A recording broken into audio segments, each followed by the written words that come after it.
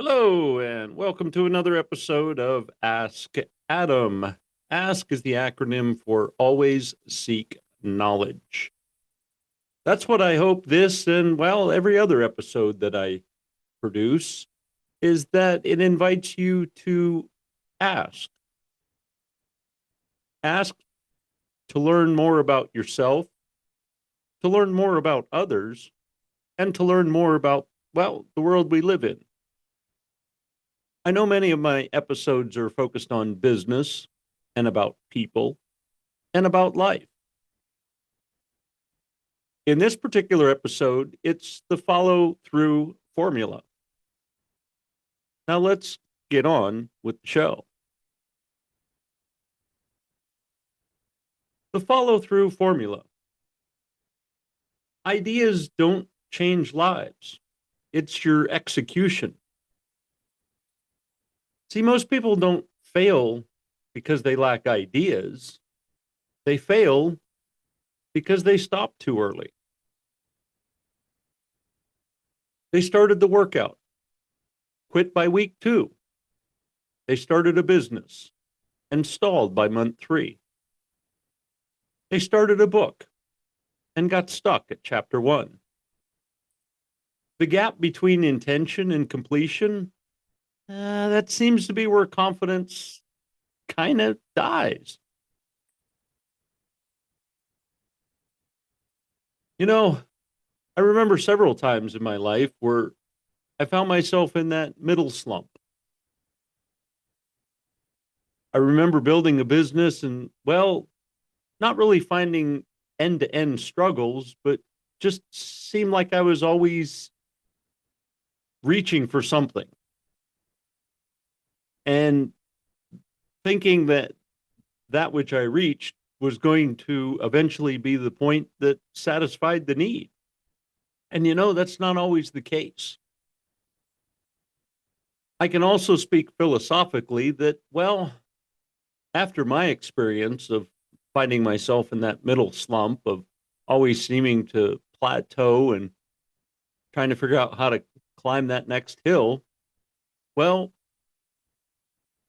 I think some of that also has to do a little bit with what I call universal law. It's not easy in the first step, of course, because it's something new. The second step, well, guess what? That's equally not as easy because not only are you now doing something new, you're most likely doing something different. And your body and mind naturally want to go to, well, what you've always done. So you're doing something new, call that month 1. Doing something different, well, that's month 2. And then whatever learning curve might be involved with this neat and new thing you're doing that's different, well, that's month 3. So I can share with you almost with some level of certainty from my experience is that you've got to give something at least 3 months. And I'm talking a hard 3 months, a hard 90 days. There is nothing going to be easy from day 1 to day 90. In fact, 91 is not going to be your miracle day. In fact, that might even test you equally as much as the 3.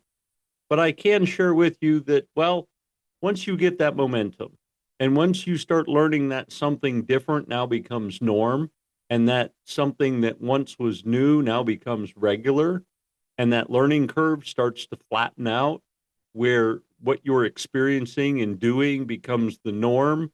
And once you get into that pattern of no longer self-discovery, but of starting to see patterns is probably the best way to say it. That is when you know, well, you've kind of made it. And I will share with you that most of the time is between day 95 and day 120.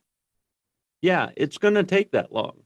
And again, I'm not saying that's the magical window and it's going to happen every time, but you can certainly pat yourself on the back at that point and say, maybe I could dial back a little bit because now I'm certainly in the flow. Like I said, I speak from experience, and having launched about 4 different careers and tried to do almost everything, most of the time during its infancy. One of the most recent things that I recall was that silly thing called the internet. And well, when that was just starting to become a thing and I was marketing my real estate world, well, it was a new beast and nobody really knew how to do it. There wasn't experts on YouTube. There wasn't Chat GPT to reach out to and say, how do I do this?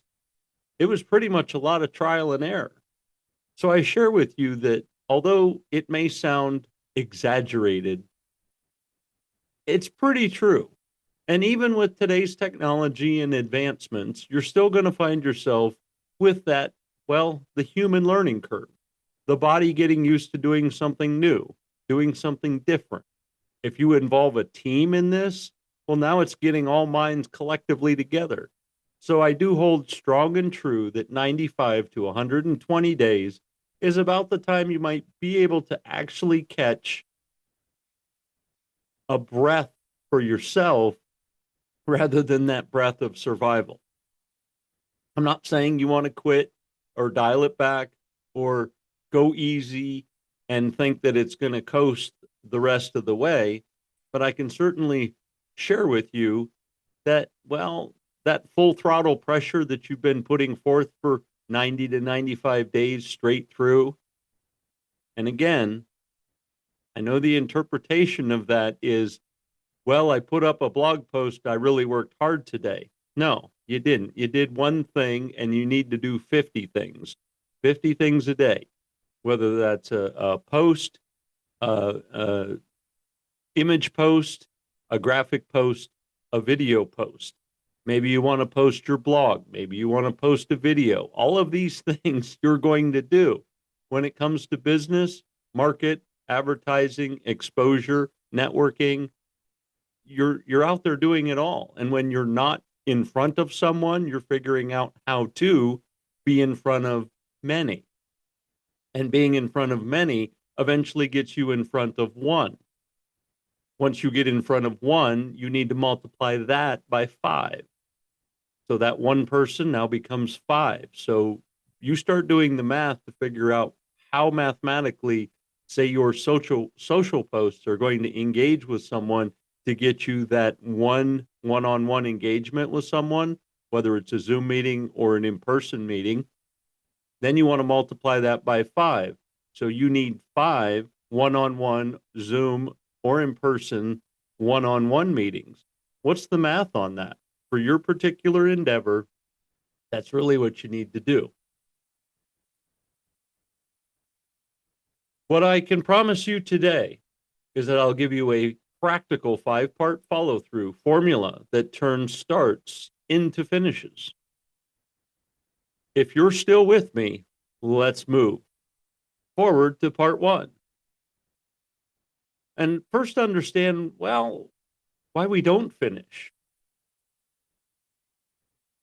Some of the common causes are, well, that motivation fades, right? The idea that we had that we want to put together and implement some great idea sounds great.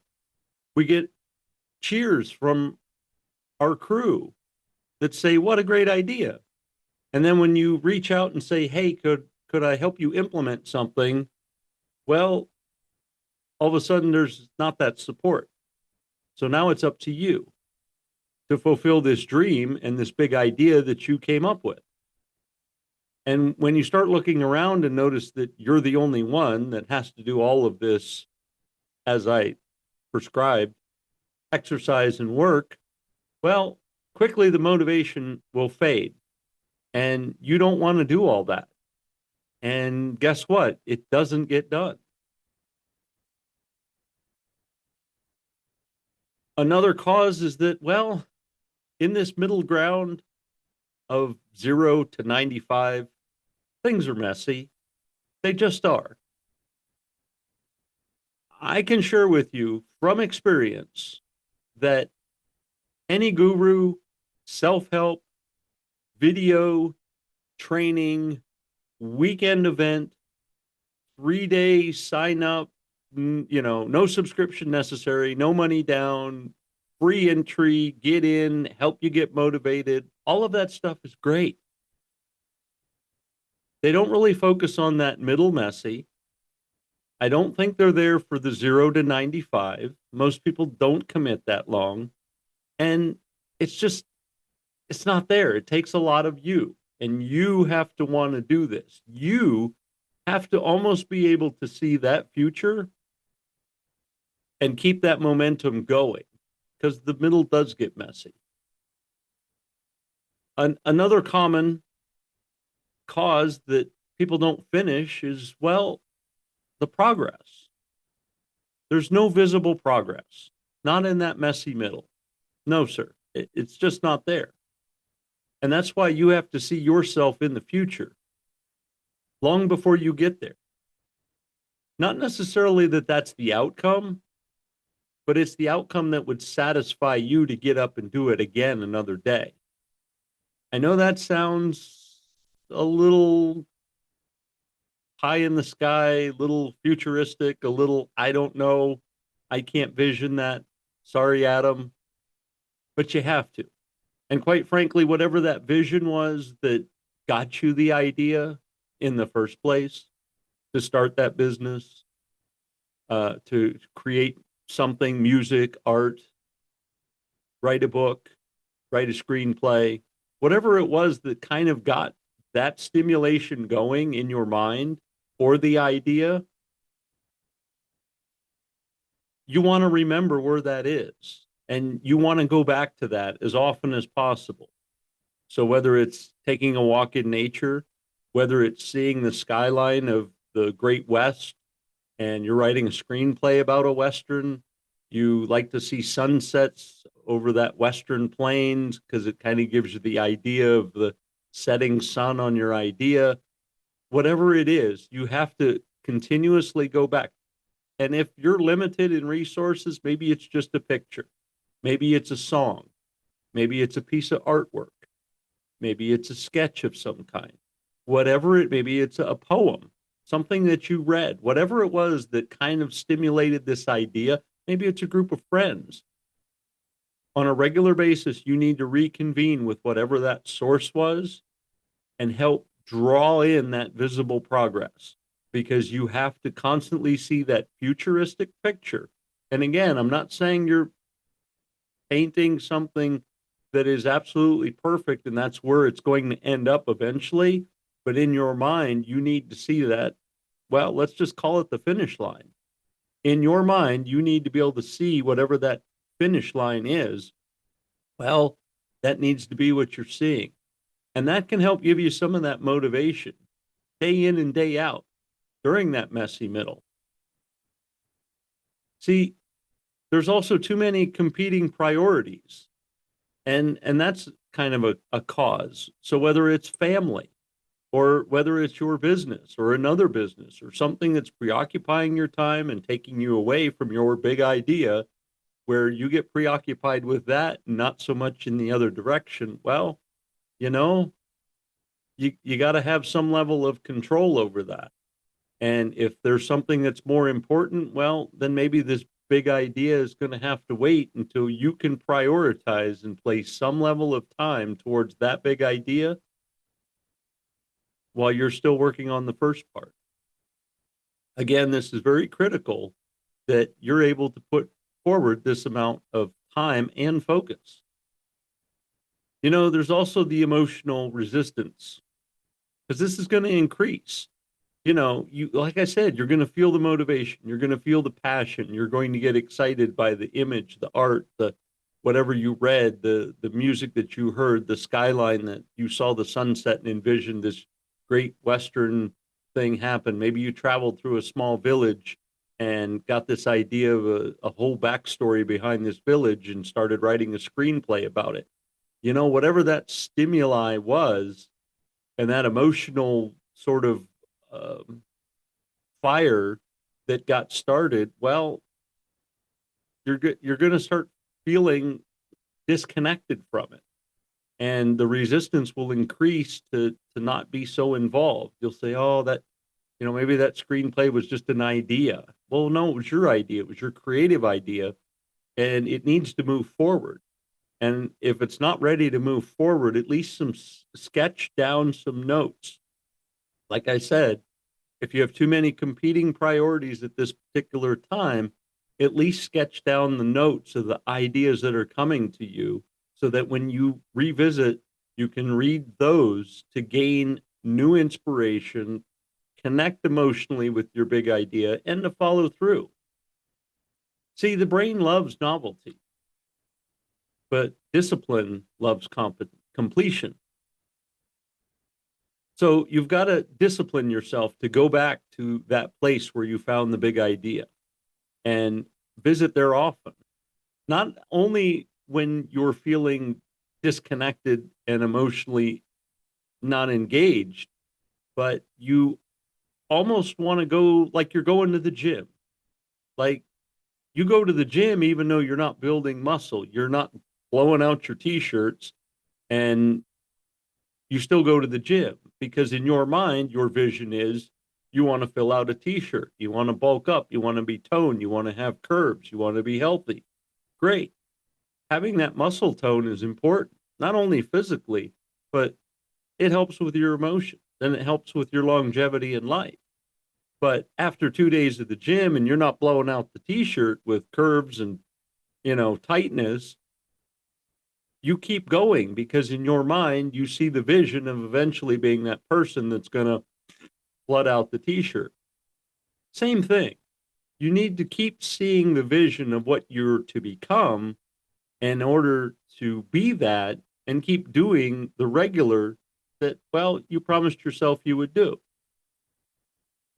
Follow through is less essential and it's more structure. So, like I said, some of the common causes of not finishing, as I just mentioned, if you have a regular structure where you're visiting the sitting down at the same desk at the same time every day to write your screenplay, to write your book. If you do that day in and day out, your body then becomes to see that as being a habit. It's no longer a strange activity, it's normal. And no longer is it going to start building up the resistance because, well, it's normal and it's actually going to benefit you. Just like I said, when you reach that pinnacle of ideas and you feel like you're kind of on the downhill, go back to the beginning, go back to the original place. And I hope it's not some really obnoxious place, like you climbed Mount Everest, got to the top, and had this brainstorm of idea to write a book. And now you got to climb Mount Everest every time you're feeling disconnected from the idea. I'm hoping you took several pictures while you were up there to remind you the vast wonder of the top of Mount Everest so that you can stay connected to your idea and not have to endure the expense and the seasonal scheduling and all of the stuff that gets involved with climbing Mount Everest. I haven't done it, but I've seen a documentary about it, and it's not just buying a bus ticket and catching a ride. It is a strategic event that, quite honestly, you plan 10 times more than you would your average vacation or weekend away from the house when doing something like that. So, like I said, connect yourself to some level of a memory, whether it's an image or a song or something that's easy to carry with you, something that you can push play on your smart device and it's at the ready so that you are able to engage with that idea almost as quick as you can in those moments of just not feeling like you're getting through. Part 2, the 5-part follow through formula. You have to define the finish line clearly. Remember, I mentioned earlier, you want to have that picture in your mind of what that finish line looks like. Many people I've talked to simply took a picture of a finish line at a race, and that was their visual, is to always cross this proverbial finish line, right? That was their image. That was their, like, don't quit till you cross the finish line. So define the finish line clearly. You got to really sharpen up your goal and know specifically what it is. Because you can write down, or speak a vague goal. For instance, getting in shape, where a clear finish line would be, I'm going to lose X amount of pounds in X amount of days. This completion is now measurable. And if that's your finish line, write it down so you can see it.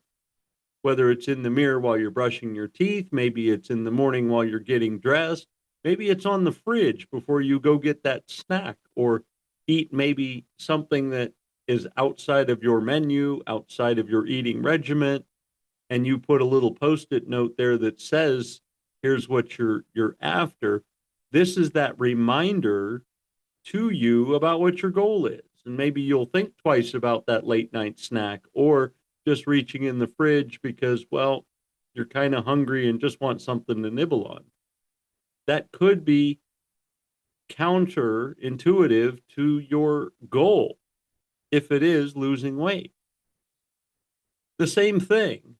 Maybe it's if there's some recreational area in your home that you would rather go there and do something relaxing, put a post-it note on the door or by the door, on the wall next to the door, that says, what else could you be doing besides just hanging out, maybe playing video games or whatever your entertainment of choice is. Maybe it's sitting down watching TV.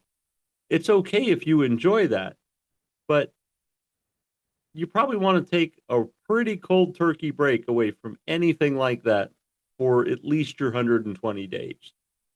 Until you get past 120 days, every waking hour and opportunity should be focused towards this endeavor that you're into, whether it's a business, whether it's a hobby, whether it's like I said, something to do with art, with music, writing a book.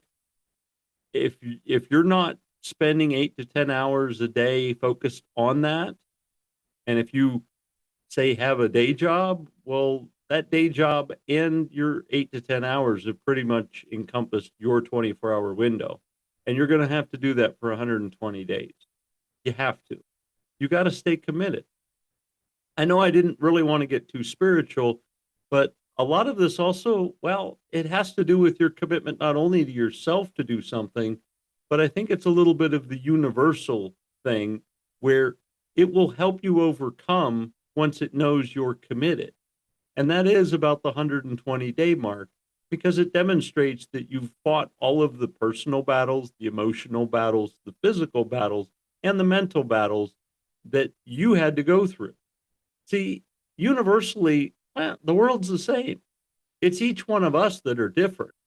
And some people, well, they're just kind of born that way. They always want to be fit. So to wake up one day and decide to lose 20 pounds, well, that's just doing a little bit more of what they're already doing. But if you're someone to say you put a goal in front of you that you want to lose 100 pounds and you really aren't in the best shape, and this 100 pounds is almost losing an entire person from you, well, that's going to take a lot more than just you're changing your current habits for something 180 degrees different. So see the difference where it's just a slight adjustment versus a major adjustment. And let me tell you, even that slight adjustment is still a good 95 to 120 days, because it's going to check in once in a while for your commitment to make sure, are you really interested in this? I know I'm hung up on the weight thing, but it's the same thing with the business. You know, customers will start coming into the door. Well, once well, the universe is convinced that you're really in business to serve and not just, well, want to do something, or you saw a vacancy downtown and wanted to sign a lease. That's just kind of a hobby and honestly a waste of money, time, and energy. But if you're truly involved in wanting to start a business and do something for the community, and let's just say it's a coffee shop, you open that coffee shop, you sign the lease, it's going to be tough. And those first 120 days, you're not going to know specifically your clientele, but I want you to be studying your clientele. Who comes in? What time do they come in? When they come in, what do they order? At what time of day? What is it that they order? Do they want to sit down and relax, or is it a grab and go situation? You need to be really honing in and studying your involvement. Remember, and you're in this thing, committed 120 days. And it's that kind of information that once you plateau at that 120, you go back to those notes and dial it in and go, yeah, most of the people come in between 3 and 5. The coffee is a grab and go. You might want to consider adjusting your business model, or at least at that 120-day mark, start considering some of your grab and go options that you're offering to your customers. And it may be something that you want to make that easier, or you want to give them more options in that grab and go category to help continue and propel your business, because you are going to flatten out at a certain time. And having studied all this through your growth period, and again, I know I'm piling a lot on your plate and it's on purpose. These 90 to 120 days are crucial. It's very critical that you not only build, strategically plan, measure losses and some of the small wins you're having along the way, because these are going to be your cliff notes for the next level.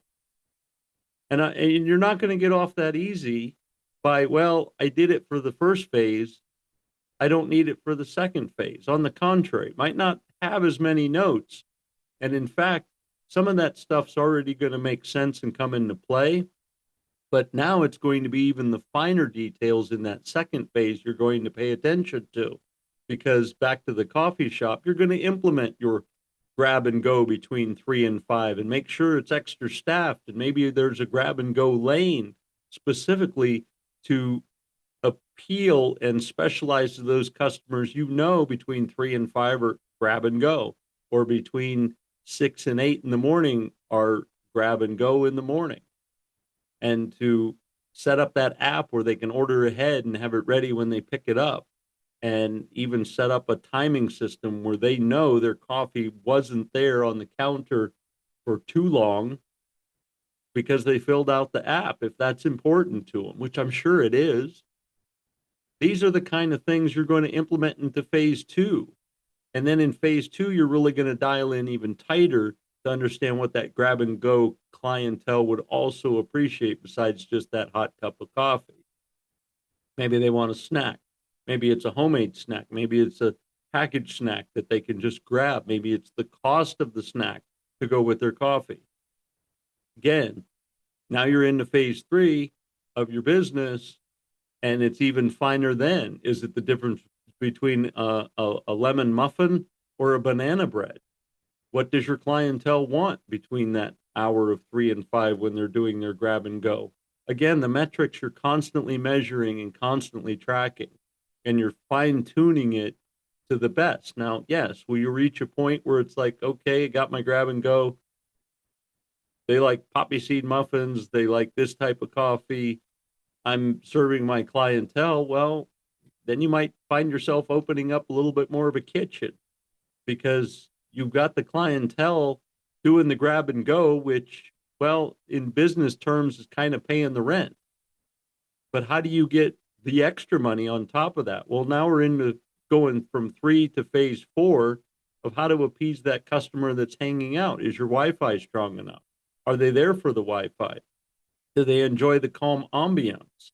Is there a certain aroma that creates that relaxation? And then you start studying what the big people have been keeping track of, the big industries forever, is what's the sense? The sense in the air that keeps people calm. and starting to study that. So when somebody comes in and purchases a coffee and is undecided, they feel calm and relaxed and want to hang out and stay. Not even for the internet, just to it's a calm, quiet place. They can read a book and enjoy a cup of Joe. I know I'm getting ahead of myself, but I just want to share with you this isn't going to be an easy endeavor. But I can guarantee you that once you've honed in this follow through formula, well, it's it's just tightening it up the next step and the next step. Again, your completion must be measurable and ask, what does done actually look like? For instance, X amount of pounds in X amount of days, what does that look like? Is that wearing a certain size of clothing? Is that maybe getting into a specific dress for a big event, ladies? What is it? You need to know what that finish line looks like, and you need to have that kind of top of mind.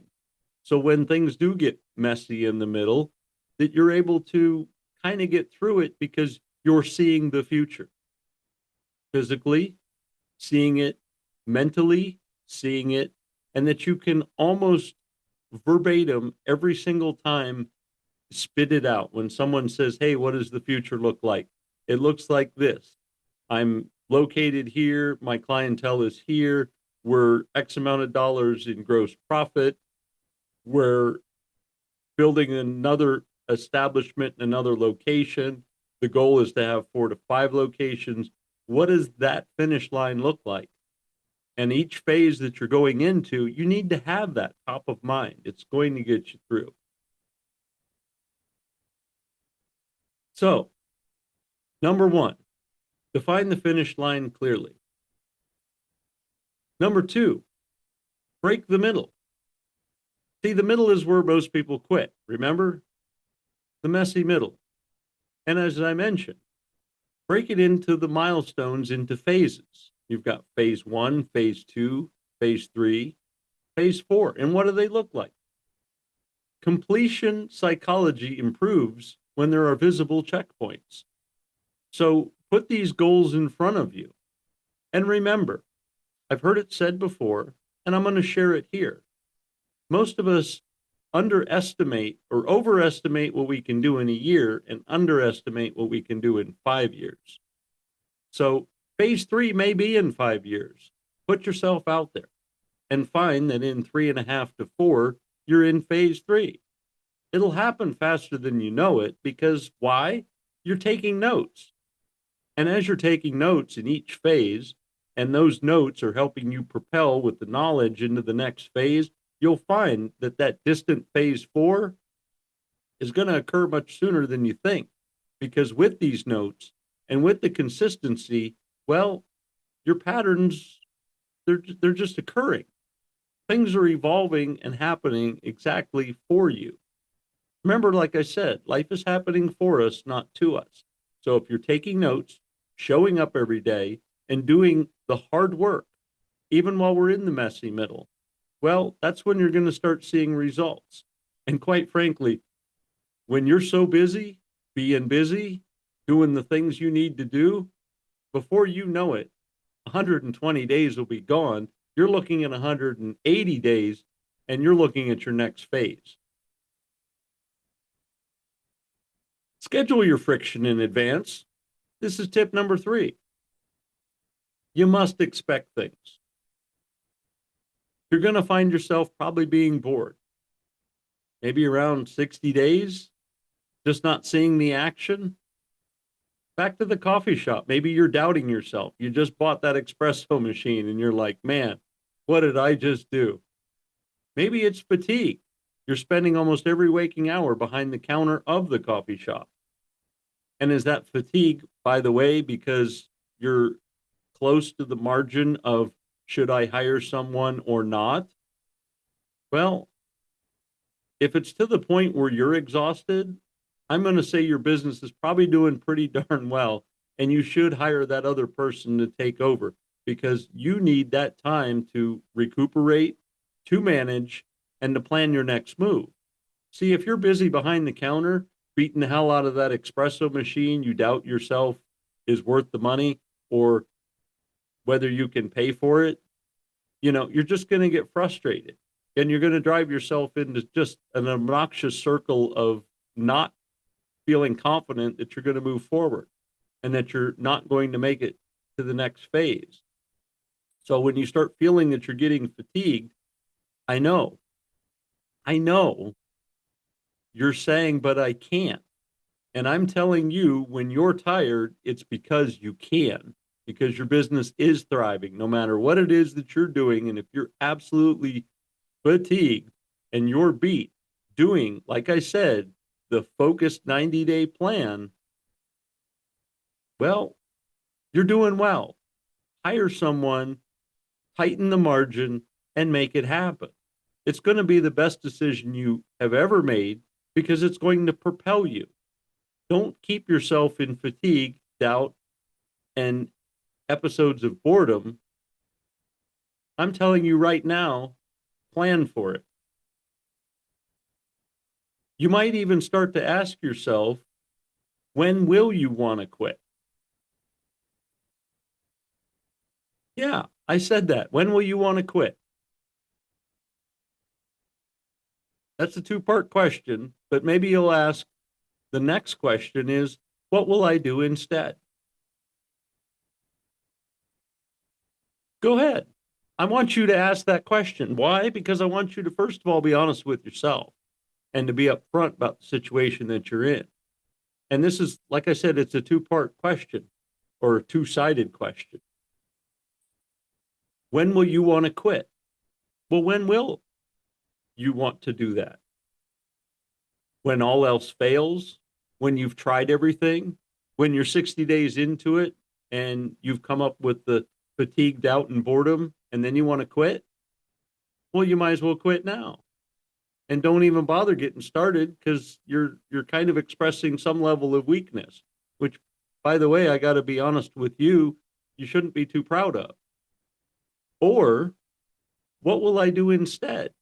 Again, a two-sided question. What would you do instead? And if there is a quick response of, well, if the coffee shop, for example, doesn't work, I'm going to go into selling cars. Well, then I got to ask you, what are you doing selling coffee if you'd rather sell cars? You need to go sell cars and start doing that because you need to get started selling cars so you can start the clock on your 120 days. The same thing. When will I quit? When will you want to quit? Well, I can tell you right now, you're going to want to quit every day you wake up and things aren't going the greatest. When it does slow down, when there is a little doubt of a decision, when you just paid for a subscription that's going to help launch your thing, when you just signed a coffee contract with somebody, maybe you signed a lease on some furniture. Yeah, I guarantee you're going to go home and want to quit because you're doing the math in your head, figuring out how many cups of coffee you got to sell just so there's chairs that somebody may not want to sit in. And then when you start doing the mathematics to find out that your cash and carry out is far more substantial and you just keep paying monthly on chairs that nobody's using, well, you're going to have some doubts there too. But if you are truly committed to what it is that you want to do, and this is the ultimate dream, you're going to figure out how to put butts in that seat that you just paid a lease on. But I bring this up to you because I want you to pre-decide your response.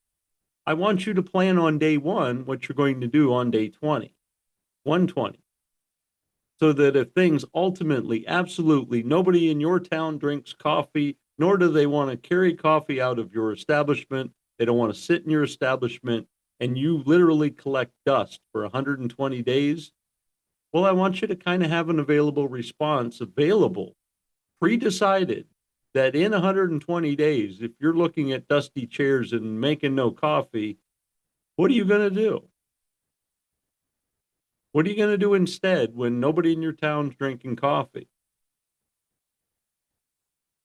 And then you kind of need to promise yourself that at that point, when nobody's drinking coffee and there's dust on the chairs you're signing a 3-month lease on, You need to be honest with yourself and say, yeah, that's when I'll quit.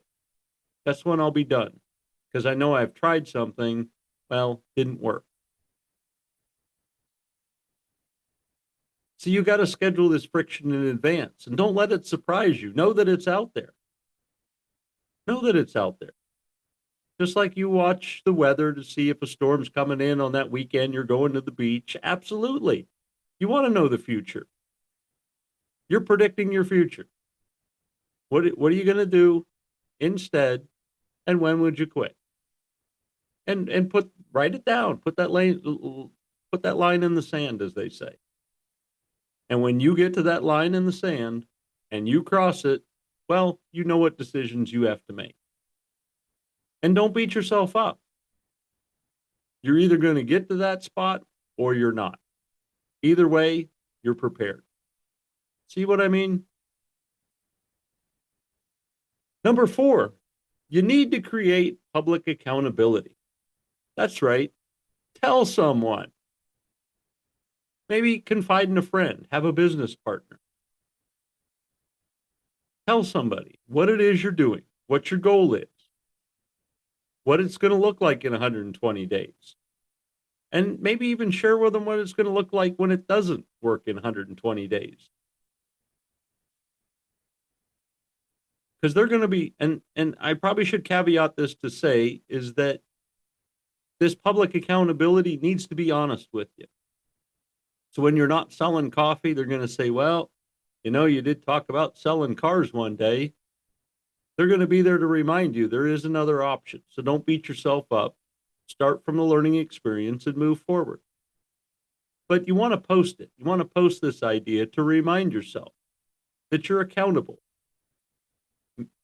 Sketch a note. How many cups of coffee you got to sell every day? And how many people times how many cups? Because it probably takes, I don't know, 2 to 3 people to walk in the door to sell 1 cup of coffee. Because somebody's just going to come in to use the restroom, wash their hands, come in with a friend, not drink a cup. So you're selling 1 cup for every 2 to 3 people that walk in the door. So do the math. How many cups do you need to sell? Makes how many people need to come through the door. Put this on a Post-it. Say I need 500 people a day to come to my coffee shop. And you'll find by publicly posting it in places that you visit every day, such as the mirror where you brush your teeth, or maybe where you pour your coffee at home, or maybe where you sit and have breakfast. Post it publicly so that you can see whether or not you're meeting your metrics. This will also subconsciously help you and give you some ideas that when you mentally are not seeing the 500 people come through the door, in those quiet, unconscionable times, it's going to come to you. Maybe you should advertise somewhere. If you're near a college, let the college kids know that you're there and you serve coffee. Maybe let them know you have Wi-Fi in a study area that's quiet. Maybe a backspace that you can enjoy a cup of joe without the traffic of the front end and the door opening and the chiming and the roar of the espresso machine. And let them know. Let them know you have a networking room where they could hold meetings and gatherings. These are all great ideas that are going to come to you when you're not thinking about it. So have a Post-it to remind you what it is your goals are and what you're committed to doing. You also want to commit publicly. And I don't want to necessarily say that this is a formal announcement made at the family dinner table, but you certainly want to have some mentors. You want to have that networking group that you share with. And you let them know, hey, I just put a down payment on an espresso machine that I'm leased for 3 years and it's supposed to arrive tomorrow. Got to be honest, I'm not sure how I'm going to pay for it, but I have a sneaking suspicion it's going to be from selling coffee. Right? And share that. And let your peers know that you've gone out and made an obligation and a commitment towards your greater goal, towards something that you feel passionate about.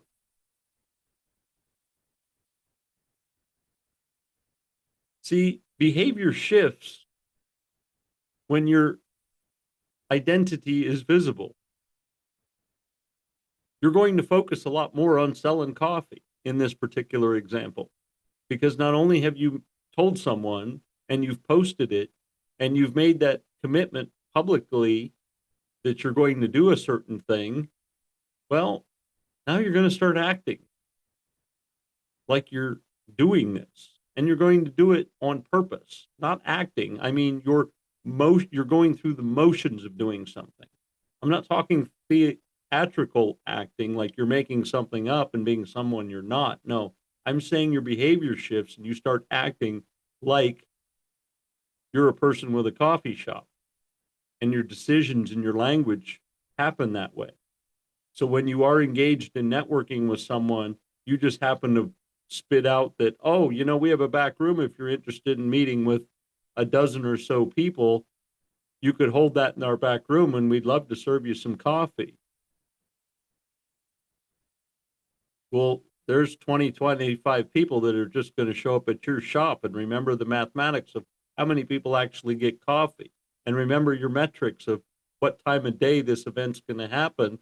Well, we can pretty much bet that 9 out of 10 people, or at least 80% of them, are going to be buying coffee because it's that magical hour that you've determined people like a hot cup of Joe. See how this works? I don't want to say it's simple, but this is the follow through. And number 5, you got to track your wins weekly, not outcomes, your wins. Give you an example. Still hung up on the coffee shop, and I apologize.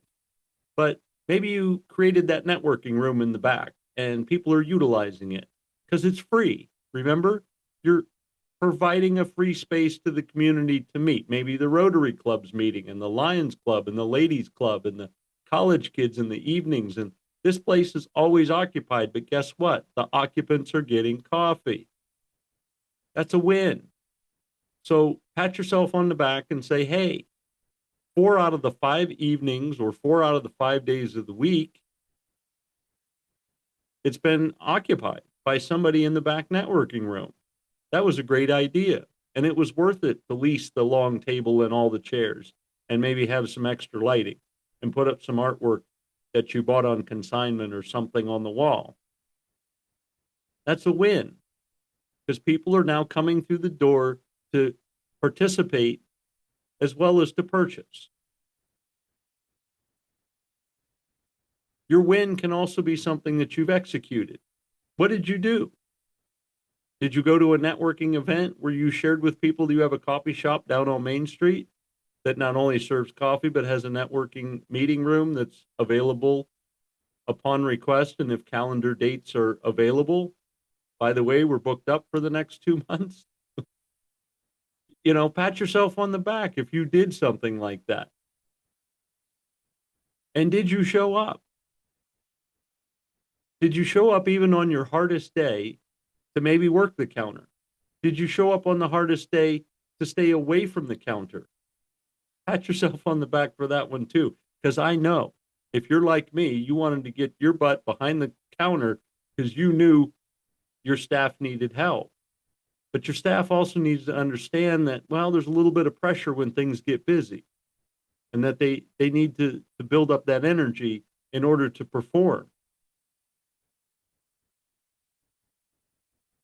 And did you keep the schedule? No, I'm not talking about your team schedule. I'm talking about your schedule. Did you keep your schedule? You didn't shift it around. You didn't do something silly over here. You didn't find yourself preoccupied with the afternoon of doing something unproductive. Did you keep your schedule? Yeah, remember the one up in step 1 that you promised you were going to do for the next 120 days? You were going to focus on your business, on the endeavor of your life. This thing that was just an idea moments ago in your mind that now has become something manifested in the physical. You have an espresso machine, you have tables, chairs, and a storefront on Main Street. Yes, this thing. Did you keep your schedule to help maintain your focus, 100% focus on this dream and endeavor that's becoming a reality? Remember, momentum builds through recognition. Becomes habitual that you keep that schedule. that you show up at the coffee shop when you're supposed to every day at the same time. And pretty soon, as you realized, it wasn't an uncommon event and it began to feel like home and it began to feel normal. And your body didn't get the jitters when you walked in the front door, shuddering over the lease papers you signed for the rented furniture. No, you now appreciated that you signed that. You even pat yourself on the back a couple times. You even smiled and chuckled. I'm glad I got some extra chairs. Because guess what? There's butts in the seats that are buying coffee. Pat yourself on the back. These are your wins, whether they're daily or weekly, even monthly, wherever your metric is. But I would say at least weekly. Track your wins and pat yourself on the back because you deserve it. You're killing this thing. This is amazing. Part 3, the identity shifts. If you haven't already realized, then you're going to start noticing that this follow through is starting to build self trust. You're going to start feeling good about walking in the coffee shop because, well, your body knows you're not just messing around. You're in this thing, you're in it to win it. And part of that self trust that you're building up and part of that comfortability that you're experiencing, well, now you're confident that you can sell coffee. You can make one heck of a cup of coffee. And now you have this confidence of this thing that you've created that, well, quite frankly, you could probably duplicate given the opportunity through confidence. You've also strengthened your discipline muscle, right? By doing the same thing each and every day, staying on schedule. And this has built that emotional resilience that you no longer, when it comes to duplication, are going to shudder at that lease for the furniture. You already know it's bought and paid for. In fact, you might even negotiate that after 2 months, you're just going to cut a check and buy it outright because you're more than confident you'd rather own the furniture than lease it, or that you're more than comfortable to lease it than to own it because you know it's going to more than pay for itself. And that small lease payment that used to shudder you is now just pennies in the fountain because you realize that is a small price to pay to put butts in the seats buying coffee. See, every completed goal reinforces that you finished what you started. And that way, when it comes to starting something again, whether it's duplicating this or maybe even another business endeavor or another personal challenge in your life, again, you can apply this to anything. That's why I feel it's so important that you know this and that you recognize this and that you follow each one of these steps, that you finish what you start. And this then creates the most powerful person you're ever going to see in the mirror. You're going to have confidence on command. You've mastered habit stacking by being on schedule. You've also created, I'm sure, a speed with your decisions. We've talked about that before.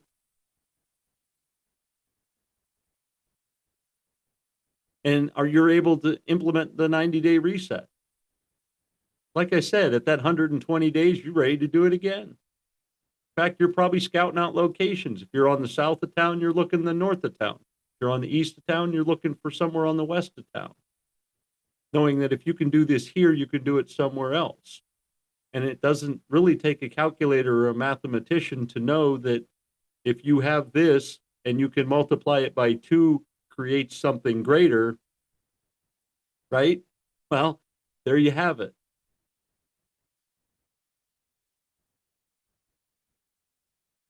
The common follow-through killers. Now, I wouldn't be complete with this lesson if I didn't at least share with you the killers. Overcomplicating the plan. Don't make it where there's so many hoops and obstacles. Keep it simple. Remember, an espresso machine, a coffee maker, tables and chairs, start out simple.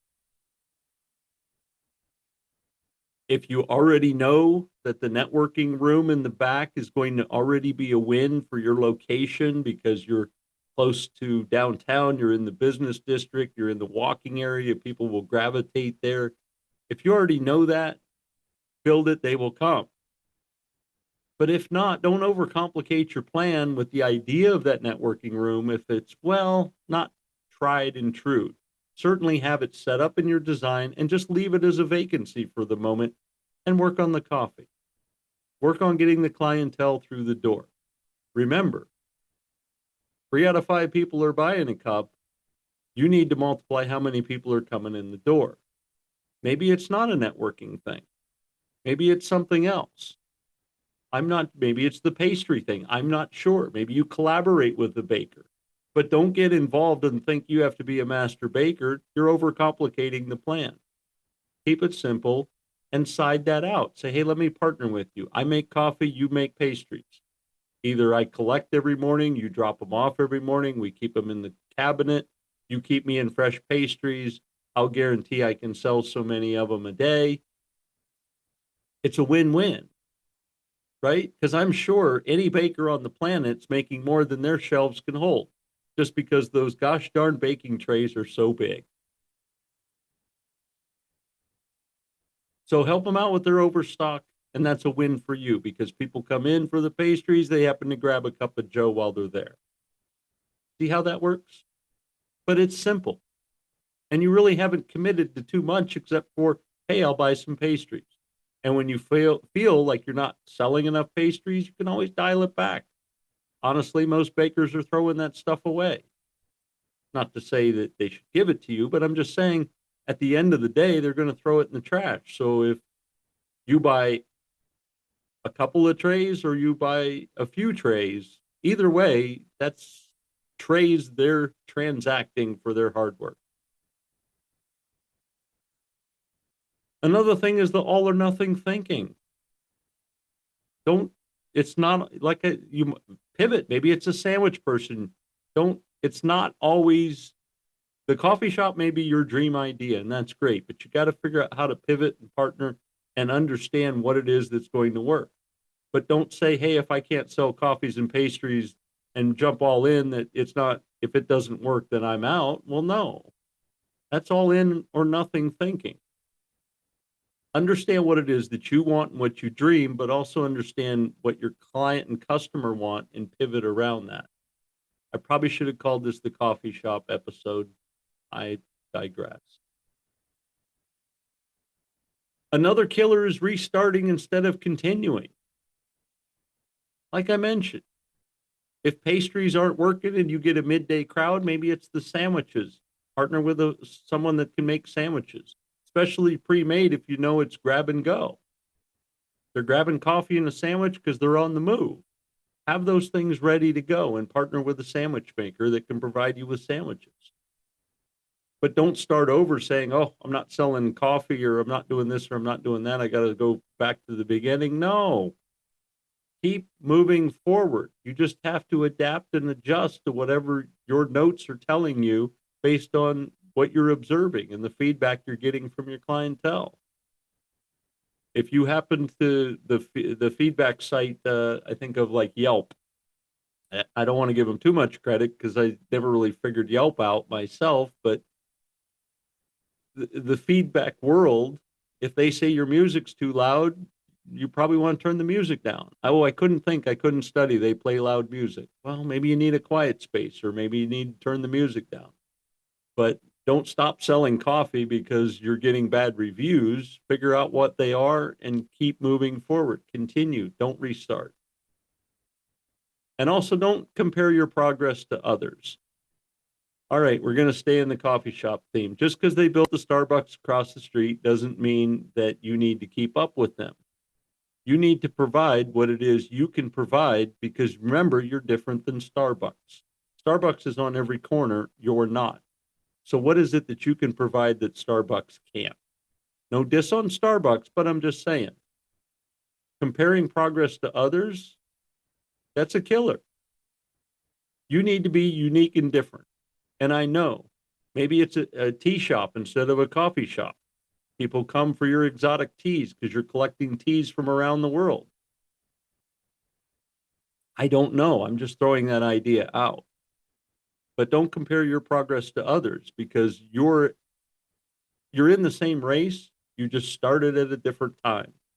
So you can't compare whether or not someone is doing better or you're doing better than them. Focus on what you're doing and what you know. And last but not least is forgetting why you started.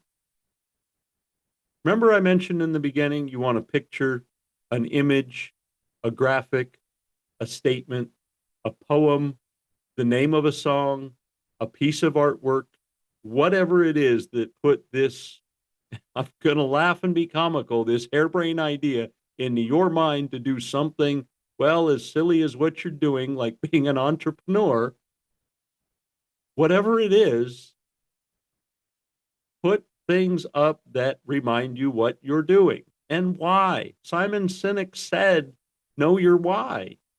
Remember your why. Put that stuff up there to remember your why. Why are you doing this?